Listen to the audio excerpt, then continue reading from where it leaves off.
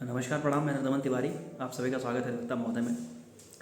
लखनऊ विश्वविद्यालय में इस समय पीएचडी प्रवेश 2021 सत्र 2021 के लिए, सेशन 2021 के लिए इंटरव्यू आयोजित किए जा रहे हैं। साक्षात्कार लगातार हो रहे हैं, 2 दिन हो चुके हैं। और पहले दिन चूँकि यहाँ का मौसम बहुत ख़राब था, तो उस दिन प्रयास ये किया गया था कि विश्वविद्यालय के न्यू कैंपस में, ओल्ड कैंपस में, जहाँ भी जो इंटरव्यू थे और जहाँ पे जो भी अभ्यर्थी आ चुके थे, जो भी अभ्यर्थी आ पाए थे, उन सभी का इंटरव्यू प्रयास किया गया कि उन सभी का इंटरव्यू आयोजित कराया जा सके। जिन भी लोगों का इंटरव्यू छूट गया है, बाद में चूँकि ये यहाँ पे एक बोले तो ट्रेडिशन रहा है कि विश्वविद्यालय बाद में एक मौका उन सभी लोगों को देता है जब जो शेड्यूल्ड होते हैं इंटरव्यू, वो सब ख़त्म हो जाते हैं, चाहे किसी भी ट्रेड के हों, किसी भी सब्जेक्ट के हों, चाहे वो न्यू कैंपस के हों, चाहे ओल्ड कैंपस के हों, तो सारे के सारे इंटरव्यू एक बार कंडक्ट हो जाते हैं, तो उसके बाद एक मौका दिया जाता है। और अमूमन हर साल दिया गया है, जहाँ तक मेरी जानकारी है, तो 3 सत्र से मैं ही देख रहा हूँ, हर बार मौका मिला है। और बाकी चूँकि उस दिन मौसम बहुत ख़राब था और आवागमन की जो व्यवस्था थी, जो ट्रांसपोर्टेशन था, बहुत उसमें समस्या हो रही थी, तो उन सब चीज़ों को लेकर के बहुत निराश होने की, परेशान होने की ज़रूरत नहीं है। जिन भी लोगों का इंटरव्यू छूटा है उनको विश्वविद्यालय एक मौका देगा, ऐसी हम लोग आशा करते हैं। दूसरा जो एक अहम सवाल है कि इस समय इंटरव्यू का जो पैटर्न क्या है, क्या रह रहा है, क्या सवाल है पीपीटी वगैरह को लेकर के। तो अपने पुराने वीडियोज़ में मैंने कहा था कि पीपीटी मांगी जाती है, वांछनीय है। लेकिन पीपीटी कई बार ऐसा होता है डिपार्टमेंट मंगवा लेते हैं और बिना पीपीटी के भी इंटरव्यू हो जाता है। लॉ की बात करें तो मैं न्यू कैंपस में 2 दिन से हूँ। लॉ फैकल्टी के जो भी इंटरव्यू हो रहे हैं वो पीपीटी पे नहीं हो रहे हैं, लेकिन आप पीपीटी लेकर के आइए, क्योंकि औपचारिकताएं जो हैं सारी आप पूरी करके आइए, डॉक्यूमेंट्स अपने लेकर के आइए। सवाल क्या पूछे जा रहे हैं मैं उसकी बात भी कर लेता हूँ। और ये पीपीटी वाली बात मैं इसलिए बार बार कहता है क्योंकि ये जो वीडियोज़ हैं पीएचडी के इंटरव्यू वाले, सारे लोग देखते हैं।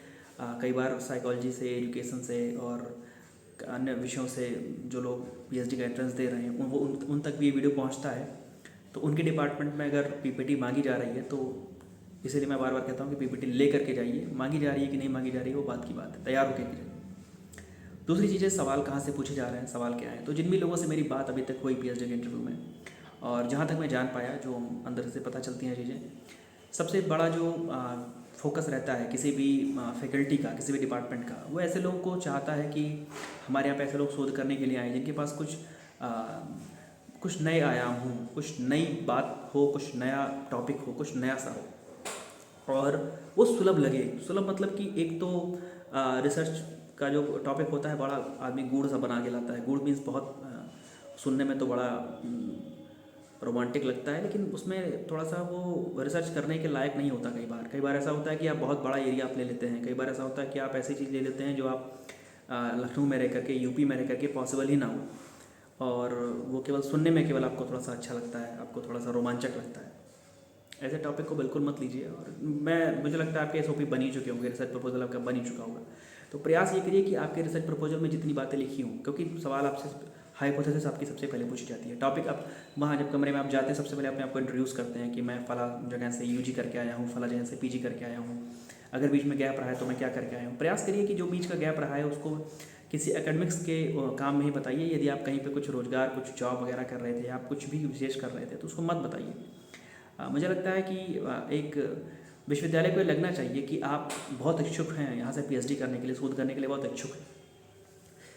जैसे कुछ लोग बताते हैं कि लॉ की अगर बात करें तो कुछ लोग बता देते हैं कि मैं प्रैक्टिस कर रहा हूँ, या मैं वेल सेटल्ड वकील हूँ, एडवोकेट हूँ। तो थोड़ा सा एक सुनने में लगता है कि अच्छा ठीक है, आप वकील हैं तो आप वकालत करते रहिएगा, आपकी आजीविका चलती रहेगी, और हम किसी नीडी को ले लेते हैं जिसको शोध करने की आवश्यकता है। तो आप उनसे प्रयास करिए कि जो बीच का अगर आपका गैप रहा है, पीजी के बाद आपका गैप रहा है, साल 2 साल 3 साल जितना भी रहा है, तो प्रयास करिए कि वो उसको एकेडमिक से ही जोड़ करके बताइए कि मैं इसी में संलग्न था, इसी में लगा हुआ था।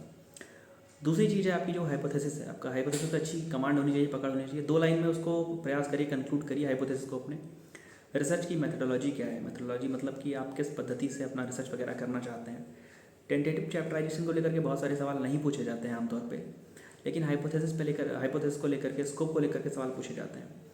नेट को 5 नंबर का वेटेज है, जेआरएफ को 10 नंबर का वेटेज है। जिन भी लोगों के पास नेट और जेआरएफ है वो इस चीज़ को नोट जरूर करा दिया करें। जाते ही पहले अपना जब परिचय दें तो जरूर बता दें कि मैं इस बैच में नेट हूँ या इस बैच का जेआरएफ हूँ।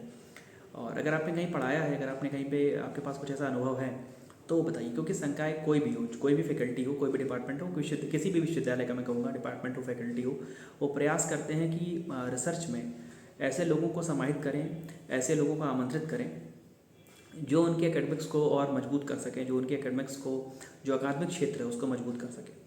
और वो तभी हो सकता है जब आप अपने को इस तरीके से रिप्रेजेंट करें, अपने को इस तरीके से पेश करें कि आप उनको कैसे एकेडमिक्स में मदद करने वाले हैं, आपके पास क्या ऐसी विशेष योग्यता है। यदि आपने कभी कोई रिसर्च पेपर लिखा है तो उसके विषय में भी ज़रूर बताएं, और प्रयास करें कि रिसर्च पेपर वगैरह जो आपकी जो सारी बातें हैं वो अपने जिस समय आप अपना परिचय दे रहे हैं उस समय, अगर आपका मतलब कुछ ऐसा रिसर्च पेपर है जो बताने लायक है, बहुत सारे लोगों के बहुत ढेर सारे रिसर्च पेपर छपे होंगे, तो लेकिन मान लीजिए आपका कोई इंटरनेशनल जर्नल में छपा है, किसी बड़े जर्नल में छपा है, जो जाने माने पत्र होते हैं, पत्रक होते हैं, अगर वहाँ छपा हुआ है तो वो भी जरूर बताइएगा।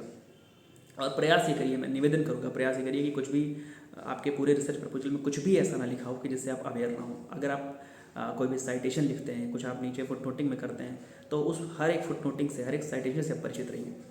और जो आपका टॉपिक है, कम से कम एक बार में टॉपिक आप बिना देखे तो पढ़कर, बिना देखे तो उसको कंठस्थ रखिए कि टॉपिक पढ़ करके बताइए। कई बार होता है हम लोग टॉपिक लंबा सा ले लेते हैं।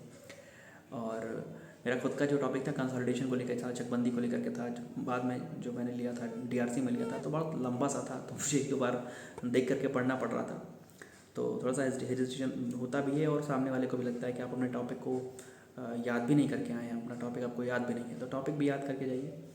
और प्रयास करिए कि कुछ ऐसी बात सामने वाले के दिमाग में जाए जो आपसे सवाल पूछे, और आप अपने उन सवालों को अपने रिसर्च प्रपोजल के विदिन रह करके उसका जवाब दीजिए। तो ढेर सारी शुभकामनाएं सभी को। बहुत ज़्यादा घबराने की आवश्यकता नहीं है कि क्या पीजी के विषयों से पूछा जाता है, क्या यूजी के विषयों से पूछा जाता है। नहीं पूछा जाता, बिल्कुल नहीं पूछा जाता। आपसे जो भी पूछा जाता है वो इसलिए ही पूछा जाता है कि आप कितने काम आने वाले हैं किसी भी फैकल्टी के लिए, किसी भी डिपार्टमेंट के लिए एज ए रिसर्च स्कॉलर। क्या आप पढ़ाने में योग्य हैं, क्या आप पढ़ाने में सक्षम हैं, क्या आपके आने से उस संकाय में की गुणवत्ता बढ़ेगी, क्या आपके आने से उस संकाय में जर्नल्स के प्रकाशन में बढ़ोतरी आएगी, तो कैसे आप उनके एकेडमिक्स को और डेवलप कर सकते हैं और बेटर कर सकते हैं। बस ये उम्मीद की जाती है आपसे। बाकी आपके पीजी के मार्क्स कितने हैं, आप कहाँ से हो, ऐसा कोई बायस जैसी चीज़ नहीं होती है। और कुछ लोग, मुझे पता है कुछ लोगों को ये लगा होगा कि उनसे कैबिनेट जेआरएफ के बारे में पूछा गया, उनके टॉपिक को पूछा गया और फिर उनको जाने दिया गया, तो वो भी टीचर के मूड के ऊपर होता है उस चीज़ को लेकर के। यदि आप किसी अपने साथी से, मित्र से जिनका पहले इंटरव्यू हो चुका है उनसे आप पूछ रहे हैं, जानकारी ले रहे हैं, तो केवल उनकी बात को सुन करके अपनी राय मत बनाइए, मेरी बात को सुन करके राय मत बनाइए।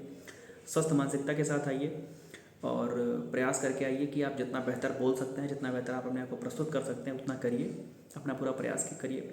और बाकी ढेर सारी शुभकामनाएं आप सभी के लिए। आप सभी लखनऊ विश्वविद्यालय परिवार में परिवार का हिस्सा बने और यहाँ पे शोध करें, विश्वविद्यालय को आगे बढ़ाएं। ढेर सारी शुभकामनाएं आप सभी को। धन्यवाद।